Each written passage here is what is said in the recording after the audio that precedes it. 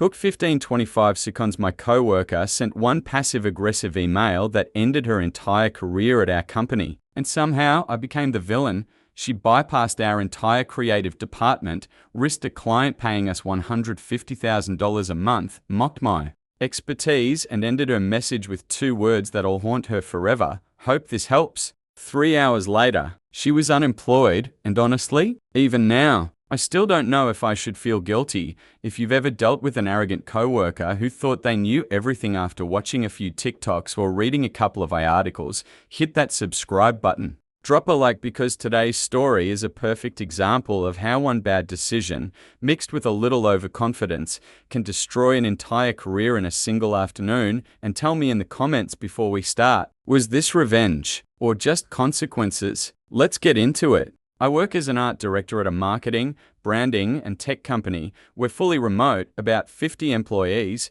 the kind of company where everybody wears multiple hats, collaboration is everything, and one stupid mistake can snowball into a disaster worth hundreds of thousands of dollars. I've been doing this for years. I'm 34. I'm not some bitter old-school creative who's terrified of technology. In fact, our company actively uses AI tools internally. We embrace innovation, but there's a massive difference between using AI intelligently and using it recklessly. And unfortunately, our newest hire hadn't learned that lesson yet. We'll call her Kaylee. She was 25 years old and had recently graduated college. Her official title was Associate Social Media Manager. To be honest, I barely interacted with her. Different departments, different responsibilities, everything was fine for a while. Then Monday happened, and Monday nearly detonated an entire client relationship. See, we have a client that pays us around $150,000 every single month, not a one-time project. Not a quarterly campaign, every month. This wasn't just another customer. This was one of those clients that everyone inside the company silently protects, because if they leave, multiple departments suddenly have problems. People become very nervous. You don't experiment with these accounts, you don't freestyle, you definitely don't make creative decisions without approval. Apparently, nobody explained that to Kaylee. Monday morning, messages started popping up. The client was excited, almost suspiciously excited, which was unusual. Clients normally ask questions, they request revisions, they nitpick tiny details, but this time, they were enthusiastic, too enthusiastic. Then I saw why. Kaylee had sent them AI-generated artwork directly, without asking anyone, without consulting the creative department, without informing leadership, without checking feasibility, nothing. She simply generated some images and sent them over as inspiration for future campaign ideas. Now, if you've never worked in creative industries, let me explain why this is a nightmare. Imagine showing someone a futuristic mansion worth $50 million. They love it, they get excited, then they ask you to build it. Except you're actually a team of carpenters with a 6-person crew and a strict deadline. That's basically what happened. The AI images were gorgeous, photorealistic, ultra-detailed, impossible, off-brand, and completely unrealistic for our actual workflow. The client absolutely fell in love with them. Then they replied with something that made my stomach sink. We'd love for the campaign to look exactly like this. My eyes immediately widened, because I knew what that meant. Hundreds of assets, weeks of extra labor, dozens of revisions, 60+ hours of illustration work, maybe more, and the worst part, we'd have to deprioritize other clients to make it happen. I literally leaned back in my chair and whispered, "Oh no, but here's the thing, I wasn't angry. At least not initially. I genuinely thought she meant well. She's young, she's enthusiastic, maybe she simply didn't understand the process. Everybody makes mistakes." So I did what a normal professional does. I reached out privately. No public embarrassment. No shaming. No passive-aggressive Slack message. Just a simple conversation. I explained everything. I said, "Hey, I understand where you were coming from, but we can't send creative concepts directly to clients without involving the creative team." Then I broke down the reasons: brand consistency, production timelines, resource allocation, client expectations, all the boring business stuff nobody thinks about until things explode. I wasn't rude, I wasn't angry, I was actually trying to help her. And that's when she detonated her own career, because instead of saying, "Oh wow, I didn't realize that. Sorry," she doubled down. A few minutes later, an email appeared. I opened it. First, I thought maybe she'd apologize. Nope. Instead, there were several links attached. Articles, blog posts, Think Pieces, The Future of I, Why Creatives Need to Adapt, How I is Transforming Industries, and then she wrote, I think you should read these. I'm surprised someone at your level hasn't.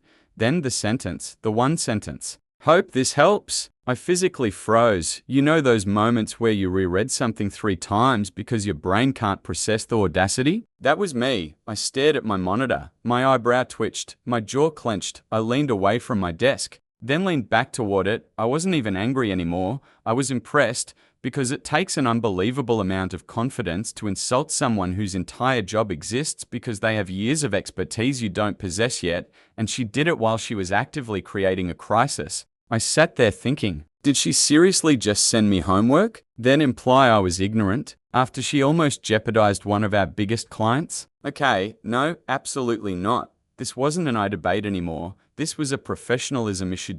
So I did the most boring, least dramatic thing imaginable. I contacted her manager. Now here's another important detail. I've known her manager for 8 years. 8 years, we've worked together forever. There's trust there. I wasn't trying to get anybody punished. I genuinely wanted guidance. I simply said, hey, I had this interaction. I think it's concerning. Then I forwarded the email. That's it. No demands. No dramatic speeches. No her or me ultimatum. Nothing. I expected a conversation. Maybe a warning. Maybe coaching. Maybe additional training. Instead, her manager called me almost immediately. And honestly, the response shocked me. She said, this isn't the first issue. My stomach dropped. Apparently, there had already been concerns, impulsive behavior, poor judgment, acting without approval, overconfidence, difficulty accepting feedback. This email wasn't an isolated incident. It was apparently the final straw. Then she said something that genuinely caught me off guard. She's not fit for this role. I remember saying, wait, we're not firing her, are we? Because that wasn't my intention at all. I simply wanted accountability, but apparently leadership had already been discussing her performance, and my email provided the final piece of evidence they needed. BYPM. She was gone, just gone. Monday morning, employed. Monday afternoon, unemployed. And all because she couldn't resist typing. Hope this helps. I sat there afterward feeling weird. Victorious wasn't the right word. Happy definitely wasn't the right word. It was more like stunned, because consequences move really fast in some industries, especially when high-paying clients are involved. And here's what some people don't understand. This wasn't about at all. The internet loves turning everything into generational warfare. Boomers versus Gen Z, old versus new, technology versus artists. No, none of that. I'm not anti-I. Our company isn't anti-I. This was about understanding your role, respecting processes, and recognizing that confidence without experience is dangerous, because businesses aren't college projects. You don't get extra credit for experimenting with somebody else's money. Especially when that somebody else is paying $150,000 every month. You have to earn trust first. You have to learn the systems first. You have to understand why certain rules exist. Otherwise, you're not innovating, you're gambling. And unfortunately for Kaylee, she gambled with the wrong account, then insulted the person trying to help her. I still think about it sometimes. I genuinely do. Because despite everything, I don't hate her. I actually feel bad. 25 is young. Everybody makes mistakes. I certainly made mistakes at 25. But one lesson took me years to learn. Humility is a career superpower. The smartest people in every room are usually the ones asking questions, not the ones assuming they already know everything. One sentence destroyed her, not because it was offensive, not because it was cruel, but because it revealed something much bigger. An inability to accept feedback, and in professional environments, that's often the one thing companies won't tolerate. She didn't get fired because of me. She got fired because she repeatedly ignored boundaries until eventually there were consequences. I was simply the person holding the receipt. Sometimes revenge isn't elaborate. There's no master plan. No evil genius moment. Sometimes people create their own downfall one decision at a time, and all you have to do is step aside and let consequences catch up to them. If you enjoyed this story, hit subscribe for more Reddit revenge stories every week. Drop a like if you've ever had a coworker who was way too confident for their own good. And I have to ask, did she deserve to get fired? Or did the punishment go too far? Tell me in the comments, because this one has the internet completely divided. And I'll see you in the next story.